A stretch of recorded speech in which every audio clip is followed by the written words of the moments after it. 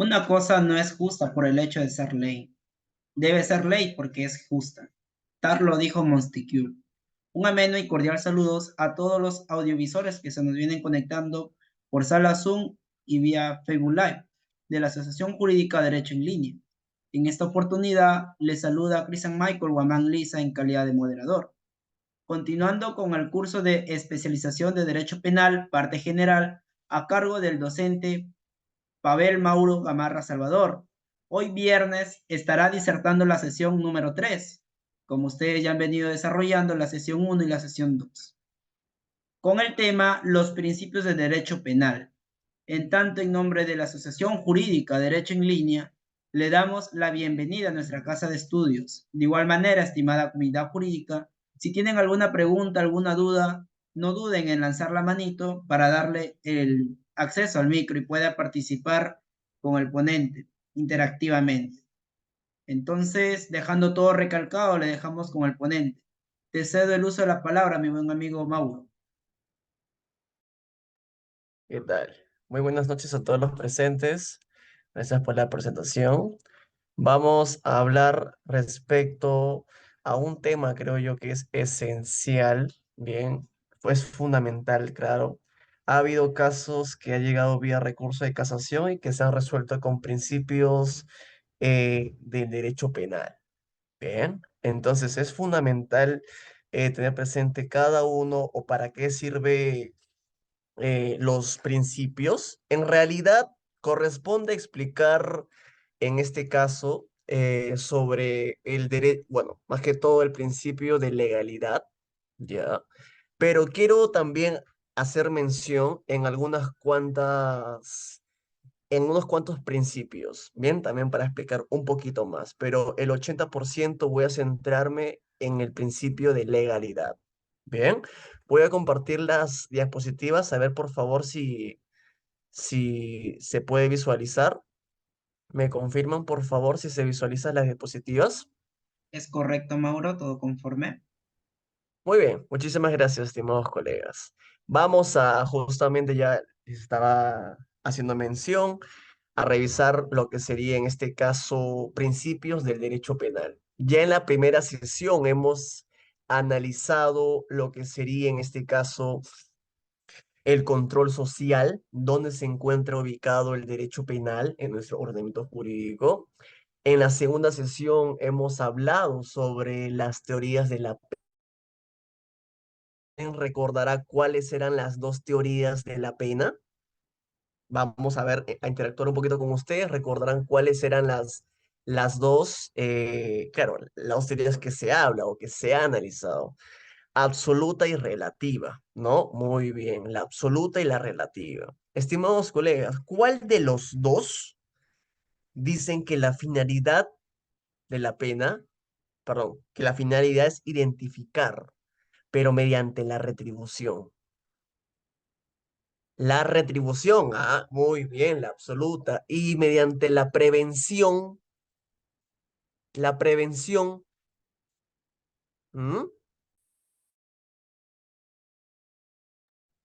Muy bien, la relativa. Perfecto. Bueno, ¿cuáles o cuántos son los tipos de prevención que hemos hablado? ¿Cuáles son los tipos de prevención especial? ¿En cuál de los dos, Paola o público presente, nos habla y se escucha correctamente?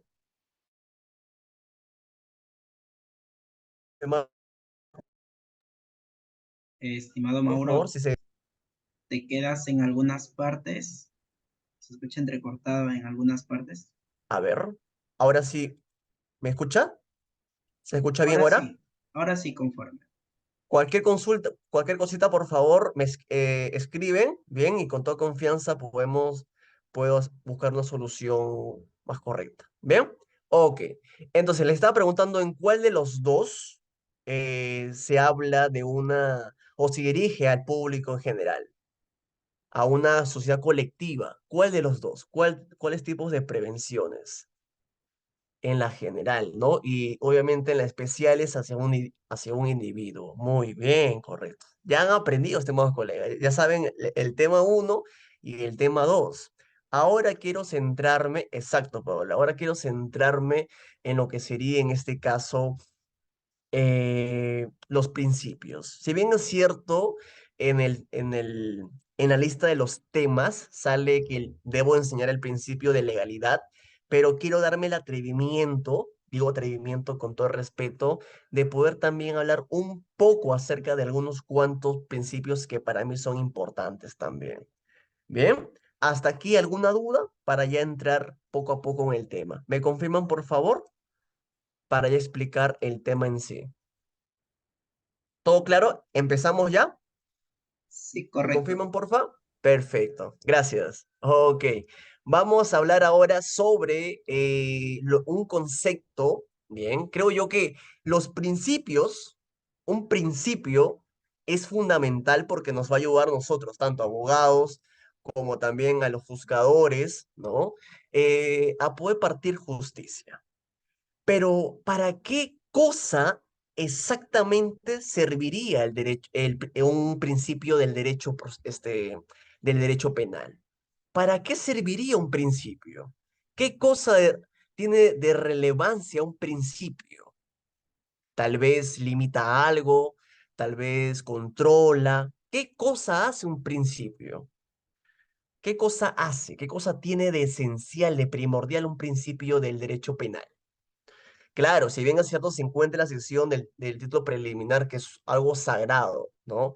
Pero ya, ok, una directriz, pero ¿para qué? O sea, ¿cuál es su rol esencial?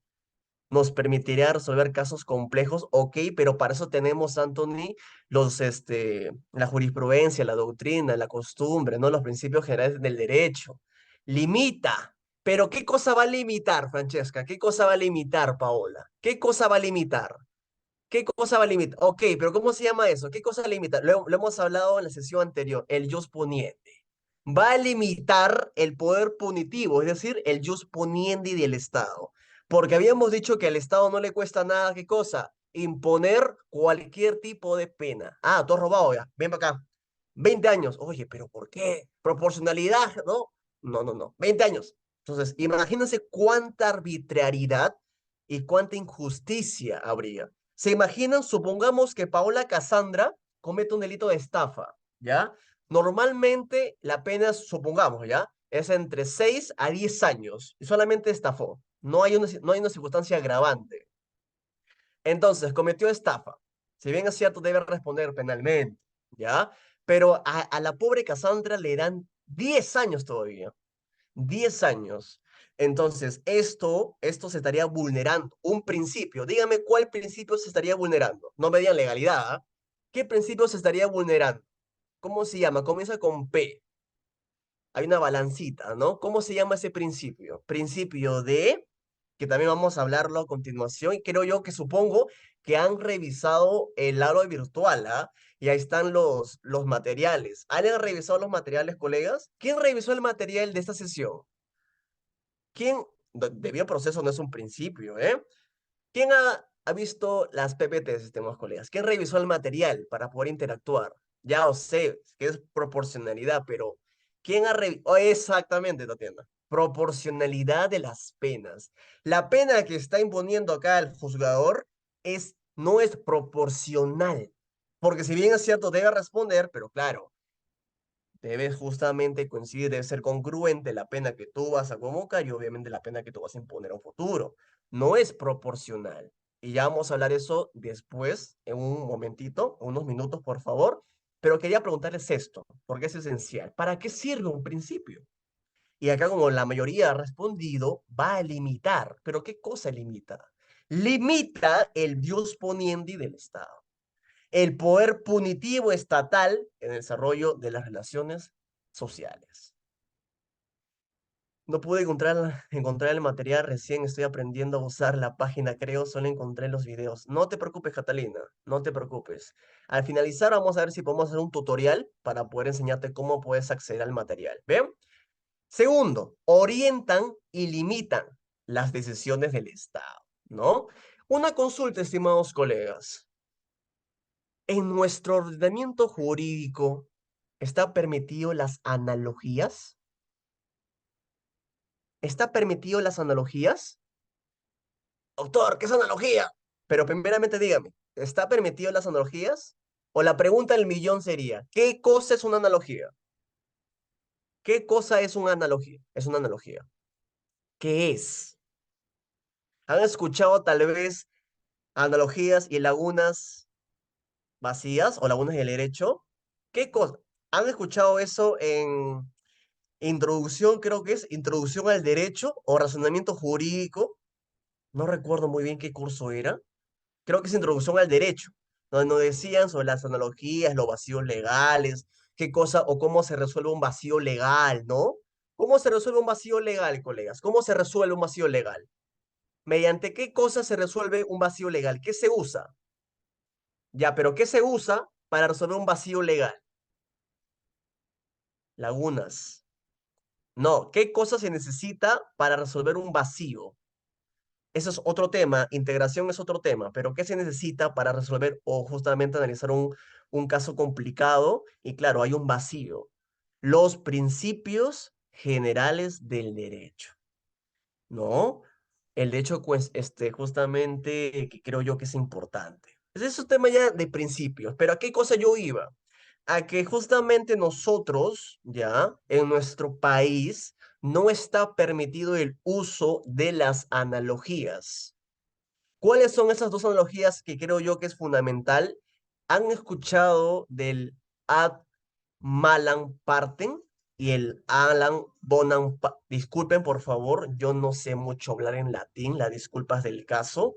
Es ad malam partem y ad bonam partem, los dos, ¿no? El uno va a afectar un derecho fundamental, en el otro va justamente a ampliar, ¿no? Un derecho fundamental en discusión. Pero Tran, no se preocupen, voy a hablarlo cuando nos toque sobre las manifestaciones del principio de legalidad. Pero hasta aquí, ¿alguien tiene alguna duda? Ya sabemos que los principios van a limitar el poder del punitivo estatal, el jus poniendi del Estado, va a orientar, va a limitar y claro, va obviamente a garantizar un proceso futuro, un correcto proceso futuro, a futuro, perdón. ¿Se entendió hasta aquí, estimados colegas? ¿Todo claro hasta acá? Para empezar con el primer principio que sería de legalidad. Bien, ¿me confirman por favor? ¿Todo correcto? ¿Están vivos? Ok, chévere. Gracias. Ahora sí, principio de legalidad. ¿Qué les suena a ustedes el principio de legalidad? Alguien, por favor, desea ilustrarme qué entiende por principio de legalidad. ¿Qué cosa sería legalidad? Si yo creo una norma, ¿es legal? Si yo creo una norma, ¿es legal? Pero escúchenme, si yo creo una norma, ¿es legal? ¿Cómo se llama el delito que un juez inventa cualquier barrabasada para castigar a una persona? ¿Cómo se llama ese delito? No me digas colusión porque te jalo en las orejas. ¿Qué delito se...? Prevaricato. Muy bien. El prevaricato. El prevaricato. Y acá parte mucho la imparcialidad de justicia. No hay un delito ni pena si no hay una ley. Exacto. Exacto. Todo debe estar establecido en el marco legal que sería nuestro código penal. Muy bien. Exacto. No sé cómo algunos hacen para hablar en latín. Yo, en mi opinión, no me gusta mucho hablar en latín. Así que la dispensa es el caso. ¿Bien? Entonces, el principio de legalidad, más que todo, cualquier juzgador, cualquier persona debe presentar o respetar cualquier caso, claro, debe estar previsto en la ley. El artículo, si mal no recuerdo, ahí está, el artículo 2, inciso 24, literal D de la Constitución nos dice, nadie será procesado ni condenado por acto u omisión que al tiempo de cometerse, bien, no esté previamente calificado en la ley de manera expresa e inequívoca como infracción punible. ¿Cuáles son los cuatro o las cuatro manifestaciones del principio de legalidad? Es más, hasta ahí le estoy soplando. ¿Cuáles son esos cuatro? La lex certa, lex previa, lex scripta con P y lex stricta con T. Las cuatro manifestaciones del principio de legalidad. Colegas, con toda la sinceridad, ¿algunos de aquí tiene conocimiento de estos? Porque lo sé perfectamente que en algunas universidades omiten esto y creo yo que no deben de hacerlo. Es esencial, estimados colegas. Si tú eres un penalista, debes de tener presente. Imagínense a un ingeniero que no sepa sumar. Imagínense a un ingeniero que no sepa medir. Imagínense a un ingeniero que no sepa ni siquiera saber algo de, ay, no sé, no sé mucho de matemáticas, multiplicar, no sé, álgebra, trigonometría, imagínense. Es como decirte un abogado penalista que no sabe qué es un principio de realidad y mucho menos no sabe qué es la ley certa. ¿Ok? Entonces, no te preocupes, Sander, suele pasar, pero acá estás en el lugar indicado, correcto, porque mi persona te va a explicar al revés y al derecho las cuatro manifestaciones del principio de legalidad. Empecemos por el primero, lex certa. ¿Bien? ¿Se visualiza la diapositiva?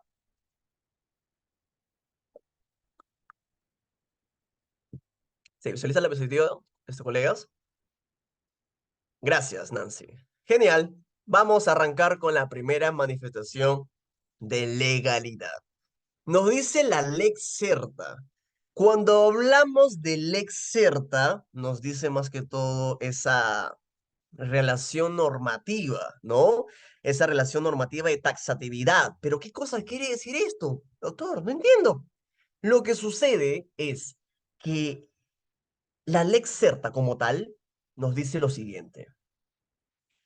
El juzgador, mucha atención por favor, el juzgador nos dice así. Previamente, ya previamente, ¿qué cosa prohíbe? ¿Qué cosa prohíbe o qué cosa va a limitar aquí? Dos cositas, ¿ya? Dos cositas. El primero es que prohíbe que sea amplio. ¿Cómo es esto? ¿Cómo que amplio? Lo que sucede es que algunos legisladores crean delitos que no se puede o no o limita al momento de nosotros interpretar esa norma. Por eso que hubieron bastantes modificaciones del delito de violación sexual en menor de edad, tráfico de influencias, prevaricato, concusión, robo, robo agravado, etc, etc, etc, feminicidio. Imagínense. Entonces, esos casos en que los legisladores crean normas que son amplias, motivo por el cual la norma debe ser clara y precisa.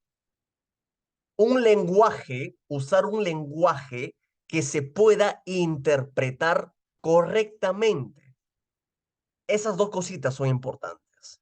Primero, que no sea una norma o una ley amplia y también que se use un correcto lenguaje. Cuando leemos o nos dicen de estas dos cositas, relacionemos con la ley certa. Bien, nos dice que la ley penal debe ser cierta en su formulación. Y aquí hay un dato muy particular, que justamente he podido citar de un comentario del Código Procesal Constitucional que nos dice, un Estado constitucional de derecho, gracias a Dios que somos un Estado de derecho, solo debe perseguir al ciudadano si ha definido bajo un lenguaje claro, explícito, sencillo y entendible aquello que está prohibido. Estimados colegas, yo sé que aún algunos no han llevado derecho penal especial, pero según su criterio y su poco conocimiento hasta ahora, ¿el delito de feminicidio es un delito especial o es un delito común? Ujú. ¿Alguien más aparte de Armando? Especial, especial, común.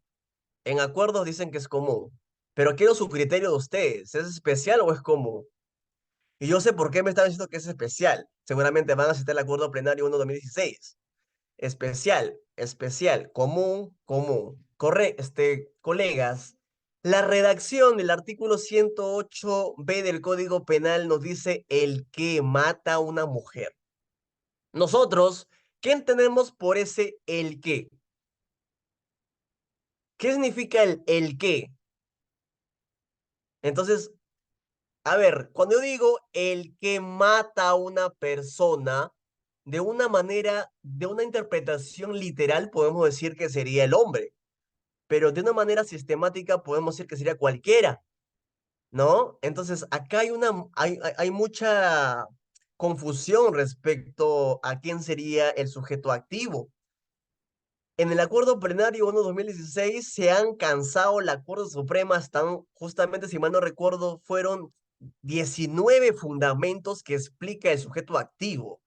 Y nos dicen que el sujeto activo es el hombre, pero yo no concuerdo con eso.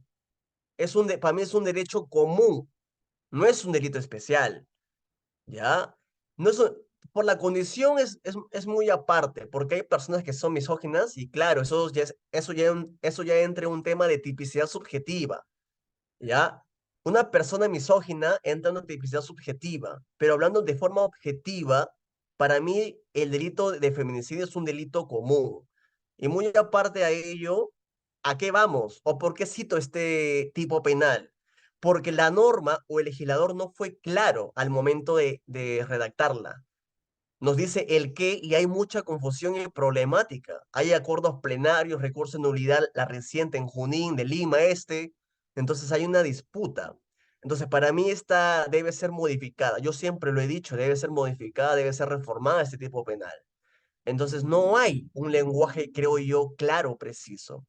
De eso trata una ley certa. ¿Se entendió este de aquí? ¿Se entendió? ¿Se entendió esta primera manifestación que es nivel coquito? ¿No se entendió, Nifa? ¿Cómo que no se entendió? Algo dice. A ver, vuelvo a explicar. La ley CERTA, ¿ya? La ley CERTA nos dice que la norma redactada por el legislador debe de ser clara, debe de ser precisa, no debe de usar términos técnicos, ¿ya? También debe de prohibir que la ley sea amplia, porque trae consecuencias jurídicas que al momento del legislador puede crear una norma que afecte un derecho fundamental. Entonces, la ley cierta nos va a servir a nosotros para decir, espera un momentito, esa ley que es justamente ha sido creada no es precisa, no es clara, y citas obviamente la ley cierta. ¿Se entendió? Ahí justamente pueden ver, la excerta, el legislador en el texto legal supuesto de hecho empírico, ¿ya? Al ciudadano. Eso quiere decir que la ley expresa debe de ser precisa, adecuada, debe ser clara, debe ser así, que tú leas y al toque la sacas. En eso consiste lo que sería la ley cierta. ¿Se entendió esto? ¿Se entendió, colegas?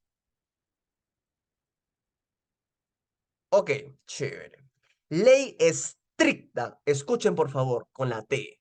Estricta, porque hay confusión entre la estricta con la scripta, que son diferentes. Sí, ese era el fin de la norma por los asesinatos de varones hacia la condición por ser mujeres.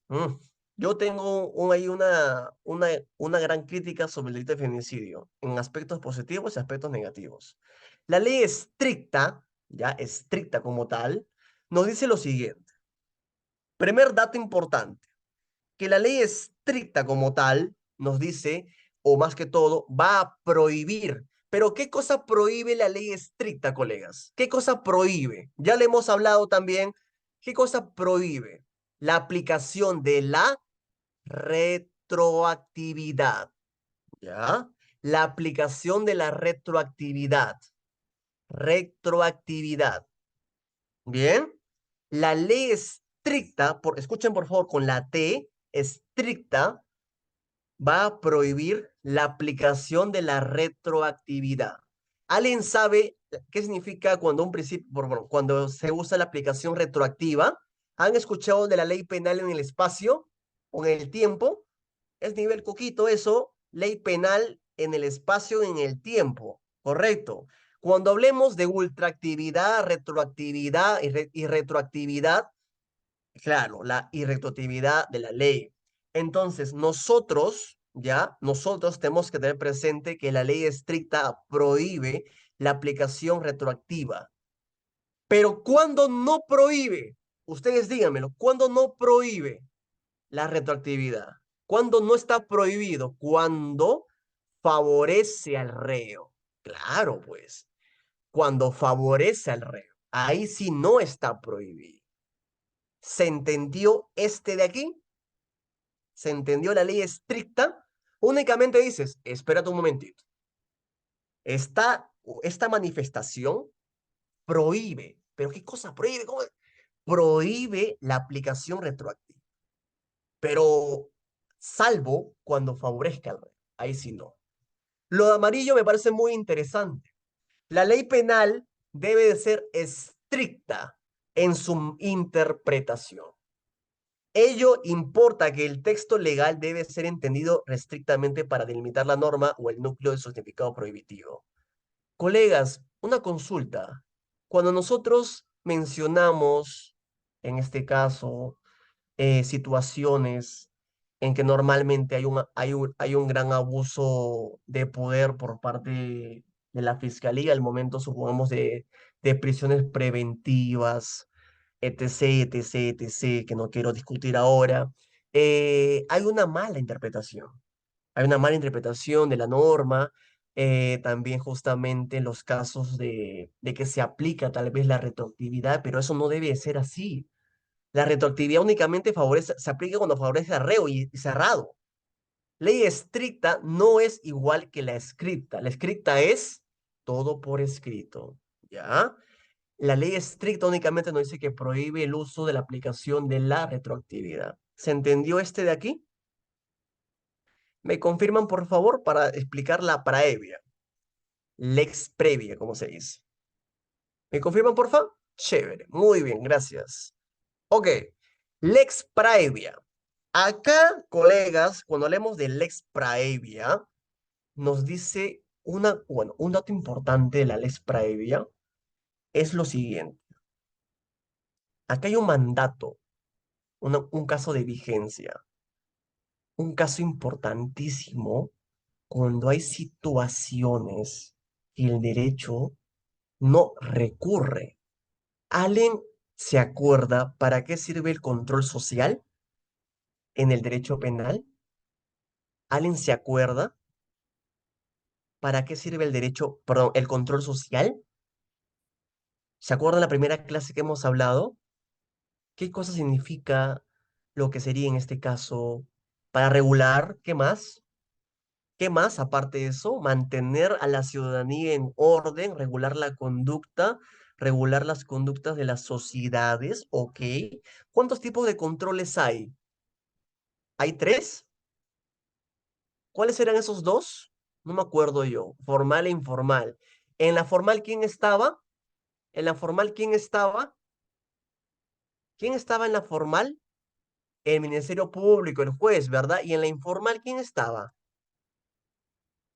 Ok, y al Estado no le cuesta nada decir, oye, tú preso, obviamente. Entonces, lo que sucede es lo siguiente, cuando nosotros citemos o analicemos o estudiemos manifestaciones del principio de legalidad, muy bien, Chanta, principio de legalidad dentro de la ex previa, que no se aplica en situaciones en que la persona cometa un delito que está dentro o fuera del marco punitivo. Es decir, supongamos que acá Francesca dice, oye, yo, bien, no robé a Pepito. Pepito aduce de que yo robé a esa persona, pero no fue así. ¿Y tú cómo te puedes defender si no está escrito en la norma? Hoy, cierto, ¿no? Hay una confusión, hay un abuso, sobre todo en las prisiones preventivas.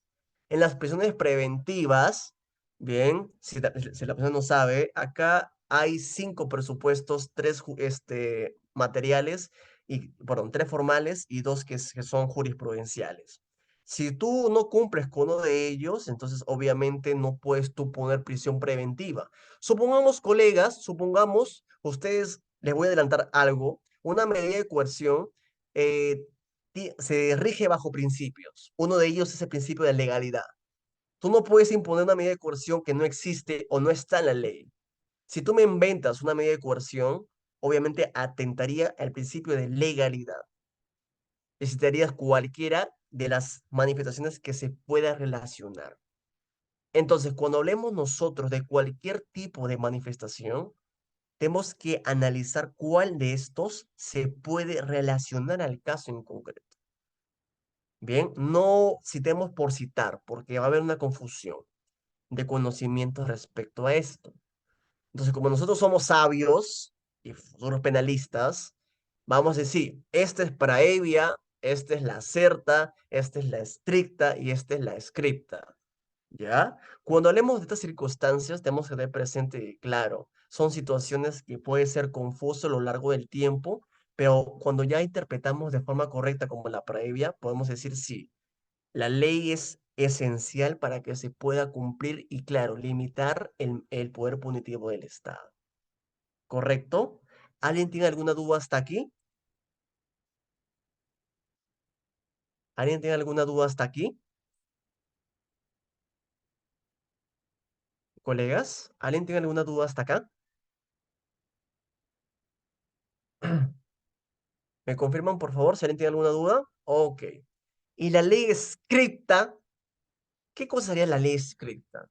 La ley escrita prohíbe, ¿ya? Prohíbe creaciones digo creaciones porque hay justamente jueces que son muy vivos, ¿ya? Y crean en este caso normas por crear. Ya habíamos hablado en su momento, ya se habló, ya se analizó del delito que se encarga de crear normas ilegales que no están ni siquiera en la norma, son delitos, o bueno, se puede subsumir al delito en este caso de prevaricato, ¿ya? De prevaricato. Entonces, vamos acá justamente a dar bastantes ejemplos. Mucha atención, por favor, porque esto va a ser esencial. Supongamos que, a ver, ¿a quién tomo acá como ejemplo? A ver, ¿a quién tengo por acá? Supongamos que Giancarlos cometa un delito supongamos, no sé, a ver, comete un delito que para nosotros, ¿ya? Supuestamente puede ser un delito. Para la fiscalía supuestamente es un delito, pero en la norma no existe esa conducta, no se puede subsumir. Y el juzgador dice, sí, tú, en ese código penal, artículos 120, 20 años, ¿qué cosa o sería esto legal? ¿Sería esto legal? ¿Sería legal esto o no? ¿Qué cosa ha hecho el sujeto? Perdón, el juzgador. ¿Qué cosa ha hecho? ¿Qué cosa hizo? ¿Mm? ¿Qué cosa hizo? Ya, pero sí, sé que es algo arbitrario, algo imparcial, pero ¿qué cosa? Vulnerar el principio de legalidad. Y muy aparte de eso, Paola, muy aparte de eso, que el juzgador está imposibilitado de crear normas jurídicas que no están dentro o escrita en la legislación o en el Código Penal. Van a haber dos circunstancias en que el juez, correcto, el juez, crea normas jurídicas. Y voy a escribirlo porque algunas personas no pueden entender y se llama el in malam partem. ¿Qué cosa es el in malam partem? Es cuando el juzgador crea normas jurídicas que consiste o más que todo va a afectar ¿qué cosa? Un derecho fundamental. Y tenemos el in bonam partem, que acá significa todo lo contrario. Cuando el juzgador no afecta, sino ese derecho fundamental lo va a ampliar. Es decir, la redacción del tipo penal lo amplía, lo amplía, lo amplía y no tiene fin. En el primero, el in malam partem está prohibido y ahí existe el delito de prevaricato. Si en alguna oportunidad podemos hablar de los delitos cometidos por funcionarios, sería muy, pero muy agradable. Pero el in bonum partem está permitido de forma parcial. ¿Por qué? Porque únicamente se aplicaría el in bonum partem cuando beneficia al reo. Caso contrario, no se usa tampoco el in bonum partem. El primero descartado, porque estás creando una norma que vulnere o afecte un derecho fundamental. El segundo, que es el in bonum partem, va a ser qué cosa. Si bien es cierto, afecta, bien, afecta, claro que sí afecta, pero únicamente cuando favorezca al reo. Si le favorece al reo, aplícalo. Caso contrario, no lo hagas. Se entendió la ley estricta. Cuando tú digas estricta, la forma taxativa, perdón, la redacción de la norma, la ley, cómo está escrita, escrita, redacción. Un ejemplo de in parte es de esta manera. Supongamos que el juez diga, usemos el delito de robo regulado, perdón, y a ver, usemos el delito de parricidio en el 107 del Código Penal. Supongamos, Nancy, que en esa redacción del tipo penal de parricidio, si bien es cierto, hoy en día nosotros podemos entender que a sabiendas da muerte a un ascendiente descendiente. Pero supongamos, Nancy, que meta más cosas el legislador, ¿ya? Que meta más cosas agravantes, que sobre dineros, si hay un menor de edad, si la mujer es embarazada, o sea, inventa cosas, ya lo hace como que más amplio la redacción de la norma. Entonces, ante este caso de que la norma está muy, pero muy amplia, y les había dicho que la norma no debe ser amplia, sino resumida, clara, precisa, entonces, ¿qué hace el juzgador? Va a justamente a crear una norma X, y decir de la siguiente forma, quiero yo ampliar ese derecho fundamental, o claro, ese bien jurídico afectado, en este caso la vida humana independiente, voy a ampliarlo, va a justamente a citar otras normas y otras normas, pero la finalidad es la misma, cometiste o no parricidio. ¿Para qué me discutes sicariato? ¿Para qué me discutes homicidio calificado? ¿Para qué me citas infanticidio? ¿Para qué me citas homicidio culposo si únicamente hay un delito que es el parricidio? Estás ampliando más, ¿qué cosa? La vulneración de un derecho fundamental.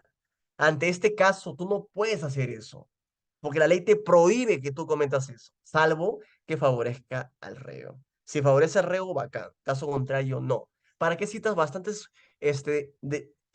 qué citas bastantes delitos si ya tienes parricidio? Acá el chico mató a su mamá por herencia. Sería un parricidio con la agravante de homicidio calificado por lucro o por codicia. Y así de sencillo. Ustedes saben, estimados colegas, que el parricidio, o mejor dicho, que el homicidio calificado puede ser una circunstancia agravante de cualquier tipo de homicidio. Lo saben, ¿verdad? ¿Lo saben? Claro que sí. Lo mismo con tráfico ilícito de drogas. Lo mismo con tráfico ilícito de drogas. ¿Cuál es la modalidad base? El 196. ¿Y cuál es la circunstancia agravante? El 197 del Código Penal. Lo mismo, si tú comes un agravante, se usa ese agravante con el tipo base. Entonces, lo mismo sucede con el homicidio calificado. El homicidio calificado regulado en el 108 se aplica a cualquier tipo de homicidio.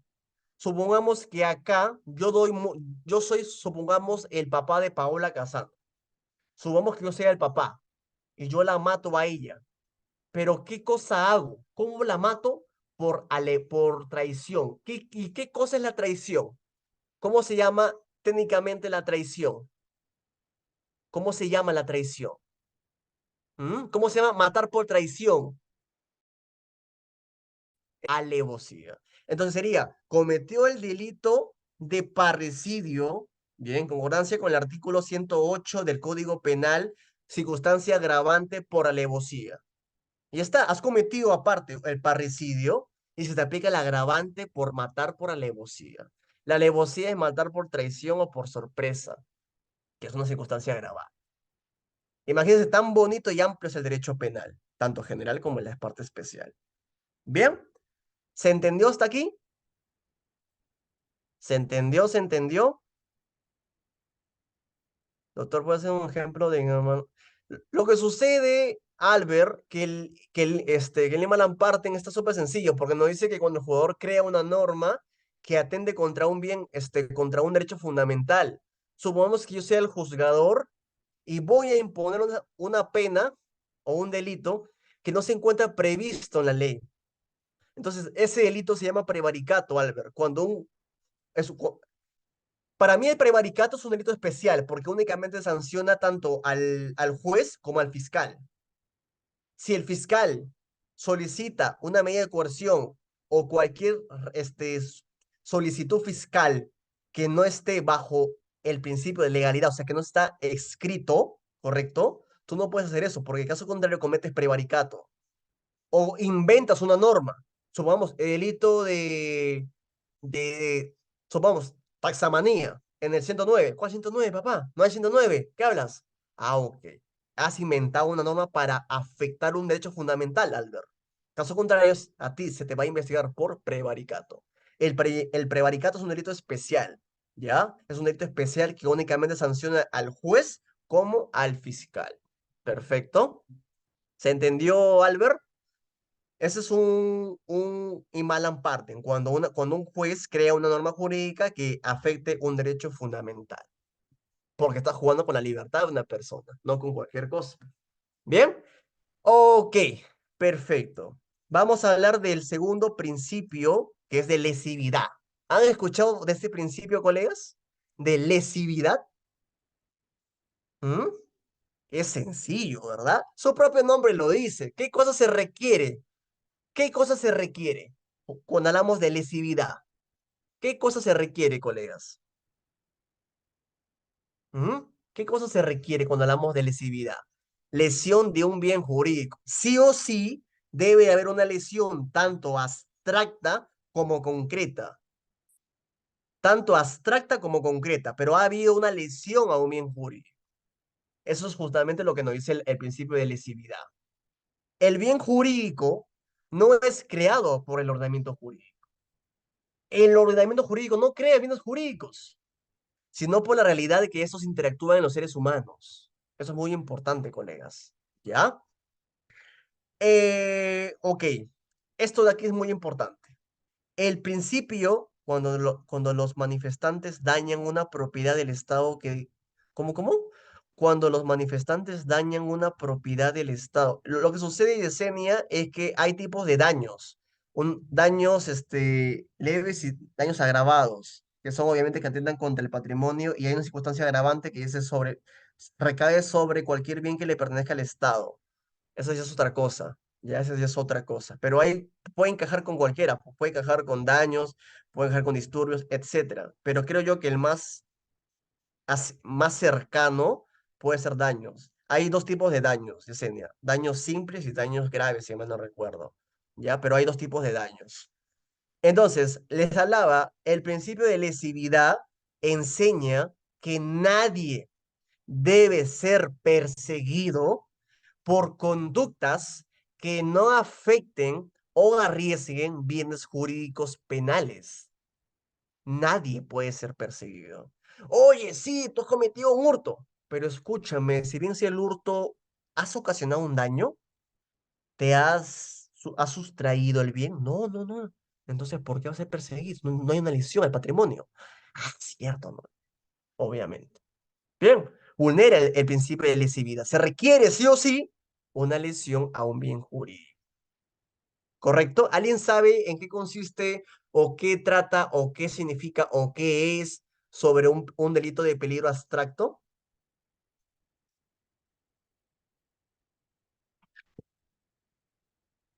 ¿Alguien sabe? Cuando hablemos sobre tipicidad objetiva, Edward, vamos a hablar sobre el objeto material y objeto jurídico. Pone en peligro o... ¿Cómo? A ver, esta respuesta sí está... Pone en peligro o en peligro pone en peligro. Ya, pone en peligro. Ok, ok. No hay un resultado, ¿no? No hay un resultado. Hay una amenaza. Ok. Una conducta debe ser peligrosa. No se requiere de resultado. Muy bien. Los delitos de tráfico ilícito de drogas, ¿es un delito de resultado? ¿Los delitos de tip es un delito de resultado? ¿Qué opinan? El delito de tip. ¿Qué cosa entonces es un delito de tip? ¿Qué delito sería? ¿Qué tipo de delito sería? Ya, pero ¿qué delito sería? Peligro abstracto. Delito de peligro abstracto. Muy bien, colegas. Muy bien. Ahora sí, alguien me mencionó cuando sobre objeto material. Puede ser un adelanto, algo breve, para explicar el siguiente principio, ¿ya? Que es sobre jurisdiccional. A ver, ahora sí, colegas, cuando hablamos de objeto material y objeto jurídico, ¿son iguales o son diferentes? ¿Son iguales o son diferentes? ¿Dónde vamos a ver esto? En tipicidad. ¿Ya? En tipicidad vamos a ver los casos de objeto material y objeto jurídico. Pero dígame, con toda confianza, ¿saben? Si no, con gusto les explico algo resumido. ¿Pero saben de eso? Sobre objeto material y objeto jurídico. Confianza, colegas. Acá hay que sincerarnos, pero hay que justamente decir, sí, no sé eso, explícame por favor, y te lo explico.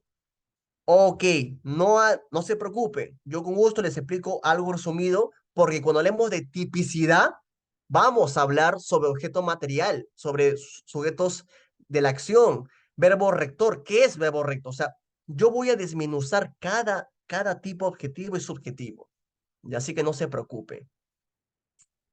Objeto material es o sea, recae sobre cualquier cosa, tanto persona o cosa, ¿ya? Y objeto jurídico es lo que protege el Estado. Esto plasmémoslo, pero hay que plasmarlo en un caso. Supongamos que yo a Lucio le doy muerte, un homicidio simple. ¿Cuál sería el objeto material? ¿En dónde recae el delito? ¿En el celular? ¿En dónde recae el delito de homicidio? En la persona. Entonces, el objeto material es la persona, el cuerpo de esa persona, el cuerpo de Lucio. Ahora, ¿cuál sería el objeto jurídico del delito de homicidio? ¿Qué se protege en los delitos? Pero completo, díganlo completo, porque para mí vida no es vida humana independiente. La vida humana no talía. La vida como la salud es una modalidad. Un bien jurídico sería vida humana independiente. ¿Bien? Perfecto, no te preocupes. Ahora, ahora, te lo voy a complicar. En los delitos de lavado de activos, ¿cuál sería el objeto material? Te lo compliqué, ¿verdad? ¿Cuál sería el objeto material? ¿En dónde recae el delito de lavado de activos? ¿En dónde recae? En las ganancias, ¿cierto? No, en las ganancias, en el dinero, en los bienes, en los efectos. En eso recae el objeto material. Y el objeto jurídico, el orden socioeconómico, ¿no? Perfecto. Muy bien. ¿Se dan cuenta qué sencillo y esto es dogmática penal? Esto vamos, no se preocupen, que es una un pequeño resumen, porque cuando hablemos de tipicidad, yo les voy a explicar cada cosita y con ejemplos. Bien, no me quiero salir del tema, pero cuando hablemos de tipicidad, ya vamos a hablar cada una de estas cositas que son esenciales. Bien, pero es un tema justamente de introducción para que ustedes puedan entender. Sigamos. Principio jurisdiccional. ¿De qué se trataba el primer ejemplo? Yesenia, el objeto material, apunta, el objeto material puede ser cualquier cosa o persona, es decir, en donde recae la conducta criminal. El objeto jurídico es ese bien jurídico que protege el Estado. ¿Bien? Que protege el Estado. Supongamos, Yesenia, que yo a ti te doy muerte porque me caes mal y digo las mujeres no sirven. Supongamos. ¿Qué delito se sume a esto? A esta conducta, el hombre misógino. ¿Qué delito sería? Ese delito que dice, no, las mujeres no sirven, la mujer, etcétera. ¿Qué delito sería? ¿Qué delito sería cuando yo digo, tengo un odio hacia el bien jurídico? ¿Homicidio? No. Feminicidio. Feminicidio. Entonces, supongamos quién había hablado? Yesenia, que yo a ti te doy muerte, te maté. ¿Cuál sería el objeto material? Tu cuerpo. Porque ¿en dónde ha recaído la conducta? No cayó en tu celular, no en el reloj, sino en tu cuerpo. A ti te maté. Y el objeto jurídico sería tu vida humana, tu vida. Eso es lo que protege el Estado. ¿Se entendió, Yesenia? ¿Se entendió? Ok, perfecto. Muy bien. Principio de jurisdiccional. Acá es súper sencillo, su propio nombre lo dice. Jurisdiccional. Dirigido por un juez. Ese principio es donde el juez competente, solo el juez competente puede imponer. Supongamos, colegas, el policía te puede condenar, el fiscal te puede condenar. ¿Quién únicamente te puede condenar? ¿Quién es el competente para condenar? El juez. Entonces, el principio de jurisdiccionalidad nos dice, se consagra únicamente la exclusividad del poder judicial para condenar e imponer sanciones a los autores o partícipes. Mauro, ¿qué es el autor? ¿Qué es la participación? Cuando hablemos de autoría y participación, también te voy a enseñar, pero todo a su tiempo. Estos, creo yo que las cuatro primeras clases son como temas básicos de derecho penal. En la sesión número 5 vamos a hablar del primer tema que quiero yo que es fundamental y por favor quiero que todos ingresen, que es acción. Después sigue tipicidad, antijuricidad, culpabilidad, teoría de la imputación objetiva. Así que por favor ingresen que va a estar súper bueno. Conmigo vas a aprender derecho penal. Conmigo vas a aprender y que te guste el derecho penal como a mí me gusta. Bien, entonces el principio de jurisdiccional nos dice la exclusividad únicamente del Poder Judicial para que éste pueda condenar o imponer medidas de sanciones. ¿Se entendió esto de aquí? Creo que sí, ¿verdad? ¿Me confirman por favor si se entendió? Doctor, una pregunta. ¿Y cómo es sobre los lugares donde no llega el Estado y los pueblitos tienen su propio régimen? Normalmente Milton, en estos casos sobrevive, bueno, o creo yo que sobrevive el más fuerte. Por ejemplo, Milton, acá en Lima, no sé si tú serás de Lima, en el Callao, específicamente en Loreto, en los barrancones, no ingresa la policía, Milton. No ingresa la policía. ¿Alguien es del Callao aquí? ¿Alguien es del Callao acá? ¿Quién es del Callao aquí? Pero obviamente, ¿qué parte de Yesenia? Claro, porque hay zonas del Callao que son tranquilas, ¿no? Pero si hablamos de Ventanilla y Yesenia, wow. Entonces, obviamente estas circunstancias, ¿ya?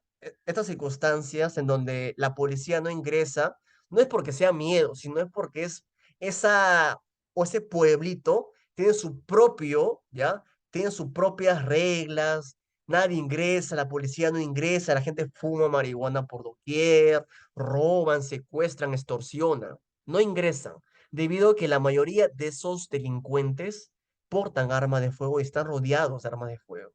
Entonces la policía es muy complicado que ingrese a esos pueblitos y creo que sobrevive el más fuerte en este caso. No sabré decirte una respuesta clara respecto a eso. Sería mentirte de mi parte. Yo de Carmen de la Legua. Yo de Carmen de la Legua. Yo soy de Ventanilla, colegas. Chimpún Callao. Chimpún Callao. Ok, perfecto. Entonces ya se habló del principio de jurisdiccional. Realidad, disculpen. Ahora vamos a hablar sobre lo que sería el principio de responsabilidad penal. ¿Ya? Principio de responsabilidad penal. ¿Listo? Ok. Hablemos del principio de responsabilidad penal. Acá vamos a hacer un hincapié a la culpabilidad. Vamos a hablar un poco de culpabilidad, colegas. Tipo repaso cuando nos toque sobre el elemento de culpabilidad. ¿La culpabilidad qué es? Muy bien, Yesenia, chimpún callao. ¿Qué es culpabilidad, colegas? ¿Qué cosa es la culpabilidad? ¿Qué cosa es culpabilidad? El reproche penal, ¿no? Entonces, ante esta circunstancia, o ante este concepto, perdón, la pena requiere de la responsabilidad penal del autor. Queda proscrita toda forma de responsabilidad objetiva. Nos dice una persona sea responsable de sus actos, ¿ya? Acá justamente he citado el principio de culpabilidad. Se requiere que la aplicación de una pena esté condicionada por la existencia de dolo, de conciencia de la antijuricidad o de la punibilidad, de capacidad de comportarse de acuerdo con las exigencias del derecho, la imputabilidad, de una situación normal para la motivación del autor, exigibilidad.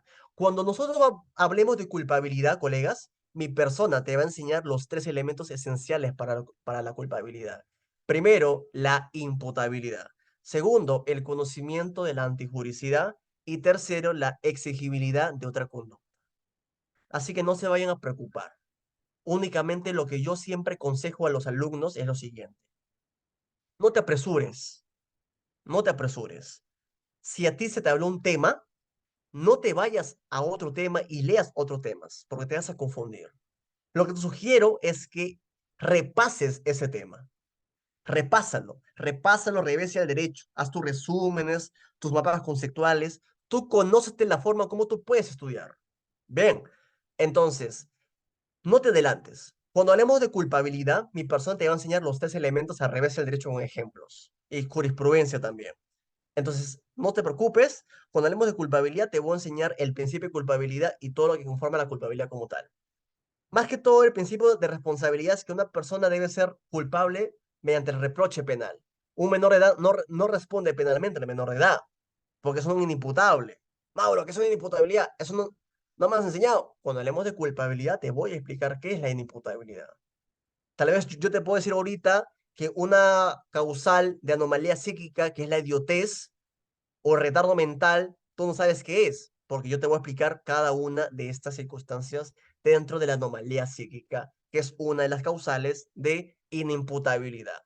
Bien, así que no te vayas a asustar paso por paso para que se pueda entender. Pero hasta aquí, ¿tienen alguna duda? ¿Algo no les quedó claro? Aprovechemos este espacio para que me digan sus dudas. O si no, todo ha sido claro a buena hora. Coméntame, por favor, si se ha entendido. ¿Alguien tiene alguna duda, tal vez? ¿Qué cosas deseas que repita? ¿Las diapositivas? Las diapositivas, Caterine, están en el aula virtual. Están colgadas todas. ¿Me confirmas, Cristian, si se han colgado todas las diapositivas o solamente hasta qué sesión? Es correcto, Mauro, se ha colgado todas las diapositivas de todo el curso. Ok. No, la explicación del último principio. Ok. Caterín, no te preocupes que yo más tarde, sí, bueno, más tarde les voy a enviar un video cómo deben acceder al aula virtual para que descarguen los materiales y los videos. Bien, Caterín, al finalizar envío un video respondiendo a la pregunta de Eliane.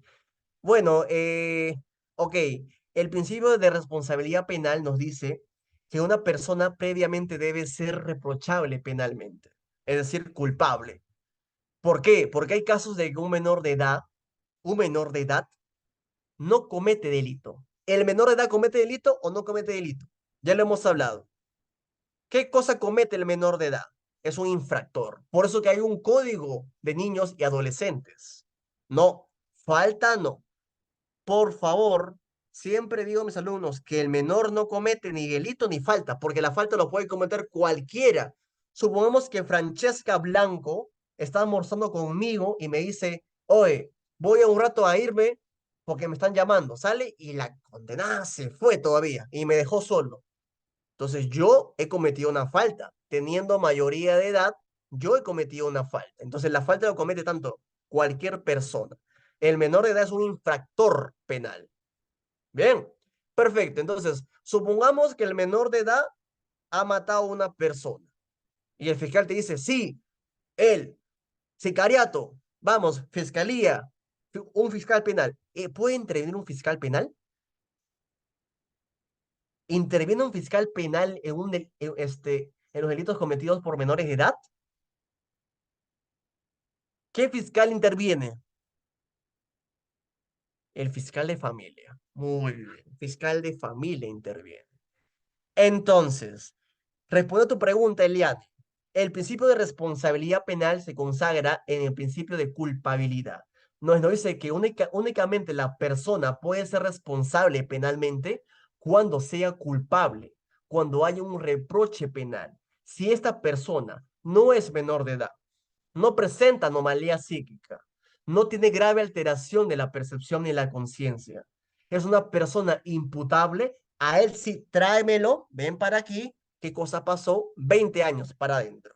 Ahí sí se consagra.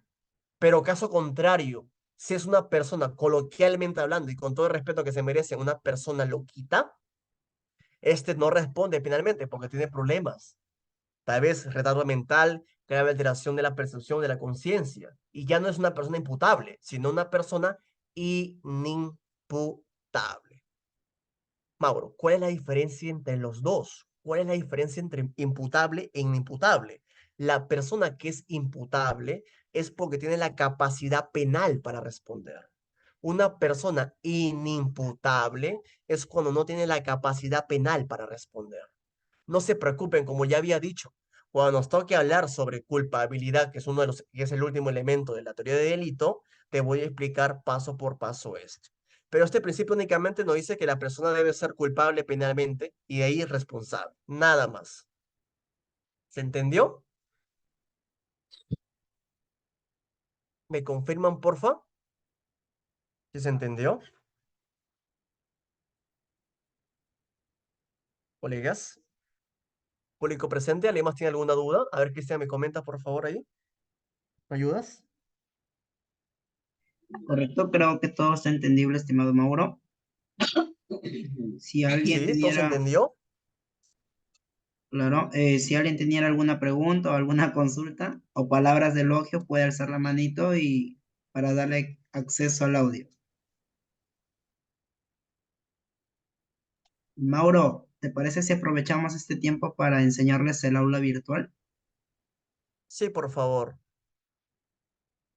¿Lo haces tú o cómo?